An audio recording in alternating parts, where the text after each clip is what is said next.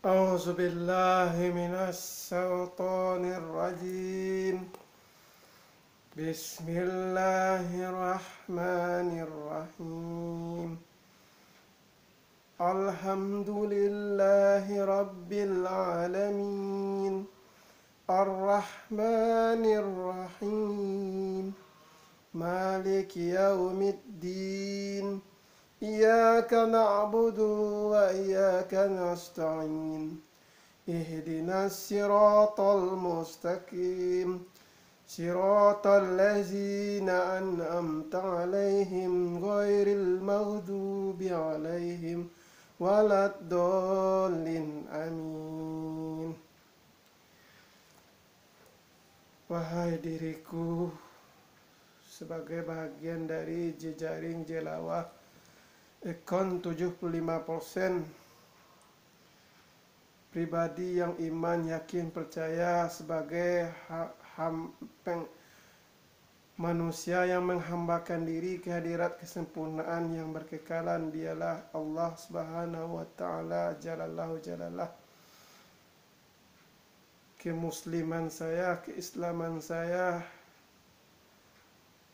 menuntut untuk taat patuh kepada koridor ketentuan hukum syariat yang telah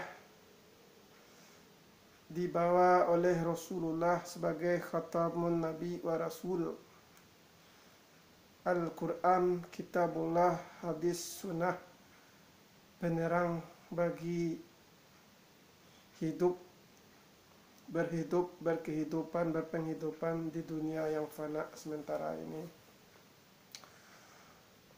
Alhamdulillahi Rabbil Alamin, arsala rasulahu bilhuda wa dinil haq waliyuzhirahu ala dini kullihi wa kafa billahi syahidan. Alhamdulillahillazi hadana lihaza wa ma kunna linahtadiya laula an hadanallah. Ashhadu an la ilaha illallah wa ashhadu anna Muhammadan abduhu wa rasuluhu la nabiyya ba'da, amma ba'du. Mengingatkan kepada diri, mengajak berinteraksi secara komunikatif kepada pihak yang berkesempatan untuk mendengarkan tautan, tausiah, ceramah, pidato yang mana sayanya berusaha untuk tidak sedemikian, melainkan mencoba ikra, mengaji ilmu Quran, membaca Al-Quran. Membaca Al-Quran ada adab ketentuannya. Pertama, pastikan diri telah bersih dari hadas besar dan najis besar. An-nazafatu minal iman. Jadi sebaiknya lah diri itu telah mandi, telah berpakaian yang bersih, sunnah memakai haruman wewangian, membangun kenyamanan bagi diri untuk mengaji Quran. Kemudian baiknya lah berwudu dengan mengikuti syarat rukun wudu, berniat mencari air wudu, jikalau tiada kemampuan bertayamum, yang mana kesekaliannya mengarah kepada bersuci diri, membersihkan diri adalah diri yang berakal, yang waras, yang mampu memfilter hasutan iblis setan. Atau bahasa yang dapat dimengerti, bukanlah sosok orang yang dalam keadaan gila barulah kita membaca Al-Quran. Demikianlah adab membaca Al-Quran, mengaji. Apa itu siratan, maksudnya, maknawinya, pesannya, kesannya adalah setiap diri fana manusia tidak luput dari dosa, salah, kekhilafan. Maka setiap yang bersalah pastilah akan mendapat hukuman. Dan hukuman itu pada akhirnya saya tutup dengan perkataan firman Allah di dalam Al-Quran. Kullu nafsin za'iqatul maut. Setiap yang bernyawa yang dihidupkan oleh yang maha hidup akan mendapati kematian. Maka yang bersalah itu akan mati. Itulah siratan maksud bersuci dalam mentadaburi ilmu Al-Quran. Sehingga penafsiran, penerjemahan, pemberdaya gunaan, keilmiahan tidak jauh melenceng. Salah, khilaf biasa, tetapi berulang-ulang kali menyengaja kepada kesalahan itu namanya lalim. La muta'alim, tidak mau mengilmu, pribadi zolim, sosok jahat, kriminal. Jadi kita itu dituntut untuk jujur, cerdas, berbusana. Artinya berupaya mengikuti arahan pedoman secara berstruktur, sistematis. Adoh kapalo, adoh tubuh, adoh anggota tangan, adoh anggota kaki, adoh anggota pendengaran, adoh anggota penglihatan, hidung, mulut, dan lain sebagainya. Mestilah bergerak secara fungsi operasi yang bersesuaian sehingga sehat. Maka sehat, ujung daripada sehat adalah kematian. Hikmahnya adalah, jikalau saja saya boleh meminjam logo simbol kesehatan di lokasi saya ini, yang saya tidak tahu juga konstitusinya, konstitusi yang tauhid atau konstitusi yang musyrik ya, mengenai logo-logo, simbol-simbol state. Nah, kita telah membahas mengenai ilmu ketatanegaraan. Nah, lain kali kita akan bahas. Sekarang kita membahas tentang mentadaburi ilmu Quran. Nah, maka segala sesuatu itu berurut, bersusun. Maka kita akan dapat melihat, menyimak, menyaksikan kebenaran itu. Islam rahmatan lil alamin, membawa kerahmatan, kerahiman bagi sekalian alam. Apabila menjauhi daripada itu, berarti belumlah berislam. Maka dikatakan setiap Islam, penganut Islam adalah surga sebagai ganjaran baginya, karena dianya telah berupaya iman, yakin, percaya untuk berlaku menurut ketentuan syariah, menjauhi apa yang dilarang oleh Allah, mengerjakan apa yang disuruh oleh Allah dengan upaya yang bersungguh-sungguh. Tidak pula menyombongkan diri, arogan, sombong. Nah, jadi terus belajar mawas diri sebagai pribadi Qurani. Kita Islam tapi tidak mau berkepribadian Qurani. Nah, itu dipertanyakan keislaman kita. Nah, secara hierarki kita itu tidak dapat bergerak secara utuh sendiri, perlu uluran bantuan. Maka ta'awanu 'alal birri wa taqwa, bertolongan kepada yang baik dan ketakwaan. Maka dalam lapisan-lapisan itu, derajat manusia itu dari keilmuan dan pengamalan keilmuan. Berilmu banyak tanpa pengamalan itu artinya nihil. Berilmu sedikit tetapi beramalkan secara bersungguh, semoga mendapatkan husnul khotimah di akhir hidupnya. Karena setiap bersalah akan membayar kesalahannya. Mengenai apa? Malaikat ketua yang 10, malaikat Malik, malaikat menjaga pintu neraka. Seorang yang merajai diri, berasa benar terus, maka dianya akan ke neraka. Karena dia telah arogan, sombong, tidak lagi melihat kebenaran di sekitar, merasa benar sendiri saja. seolah-olah dia mampu semuanya sendiri. Itu Malik. Ridwan, ridho walidain, ridho ilahi, ridho walidain, pandai bertetangga, pandai bergaul. Ridwan, malaikat penjaga pintu surga.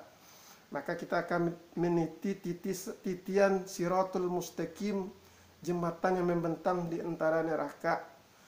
Dalam cobaan dan ujian di dunia ini untuk berupaya ikut kepada ketentuan, tentu kita tidak luput dari segala halang rintang yang menjerumuskan pada neraka. Itulah siratul mustaqim, lurus, sehingga kita menjadi pribadi yang ridwan, menunggu di sana di pintu surga.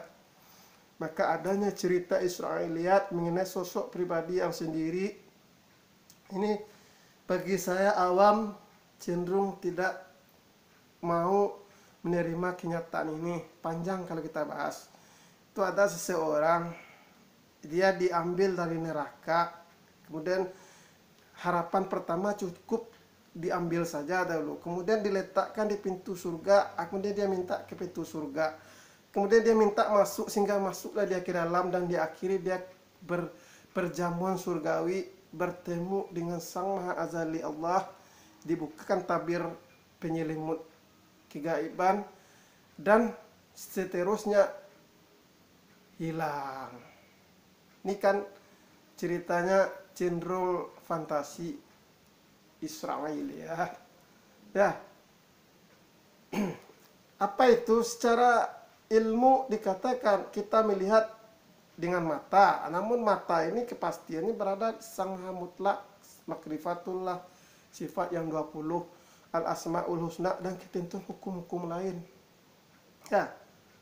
Maka kita itu disebut sebagai innama khalaqtul jinni wal insi illa liya'budun. Ada di dalam Al-Quran ini. Sesungguhnya diciptakan engkau untuk mengabdi kepada Sang Kekal. Nah, maka dapatlah kita mengerti tata urutan. Jadi apa yang berlaku sekarang ini telah ada di Quran qadarullah. Jadi saya cenderung mengatakan apa yang ingin disampaikan oleh Al-Quran ini, pertalian duniawi ke akhirat, akhirat duniawi, dunia akhir, dunia yang akhirat. Kita itu akhiran bagi tiap diri kita. Kita berakhir, maka berakhir bagi diri kita. Yang lain itu urusan Allah.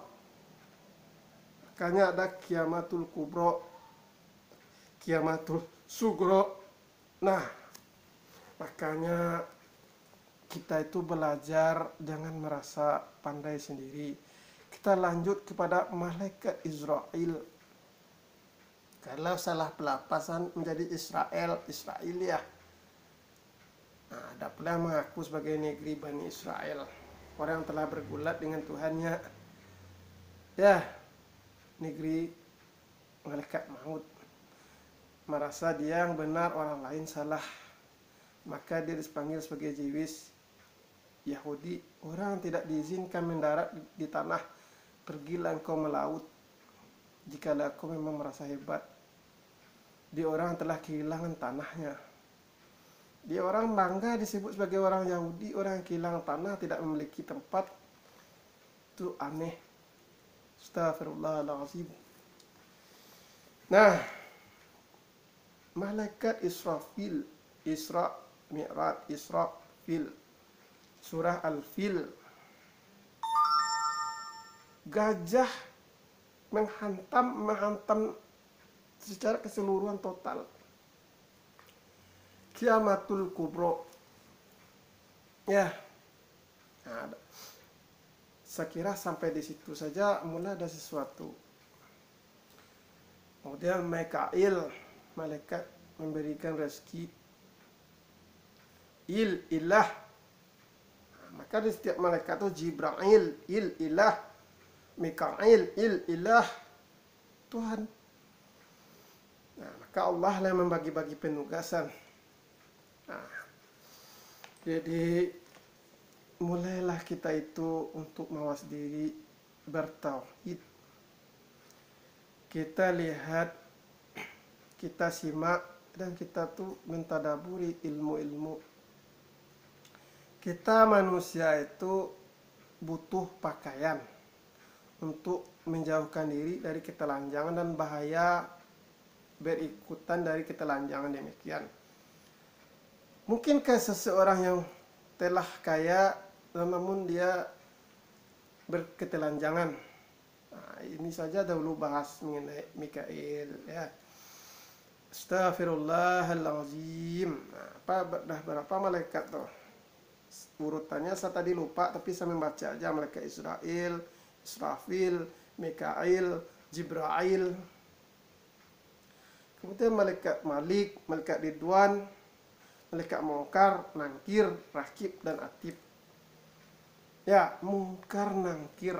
Nangkir, kalau kita berbicara nangkir mungkin kita agak rumit. Tapi kalau kita mungkir,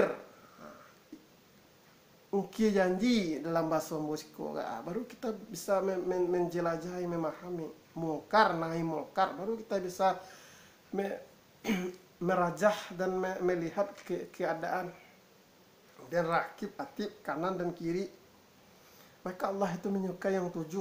7 itu kalau kita menghitung kebaikan di kanan itu 5 jari, maka sampailah pindah ke kiri menjadi dia 7, maka tersisa 3 jari.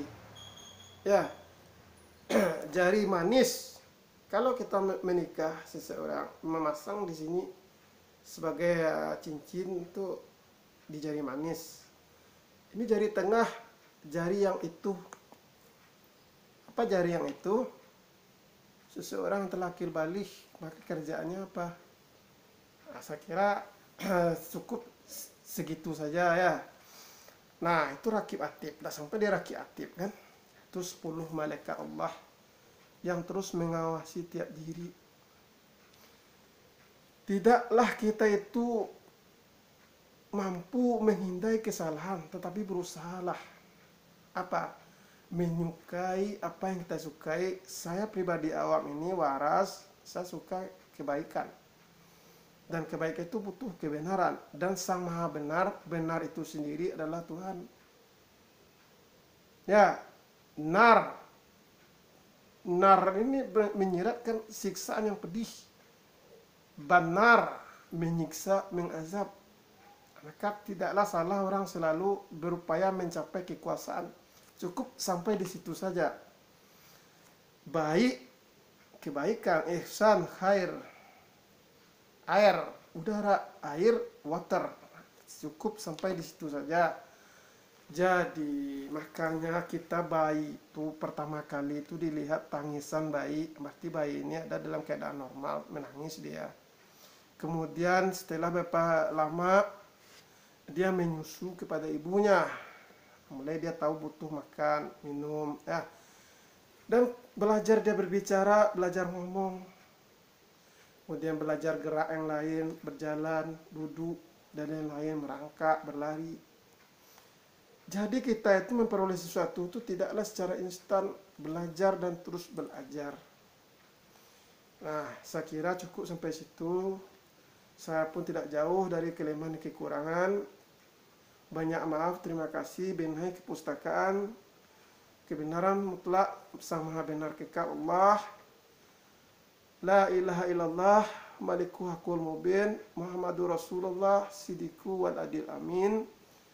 Wallahu ta'ala a'lam bisawab. Wassalamualaikum warahmatullahi wabarakatuh.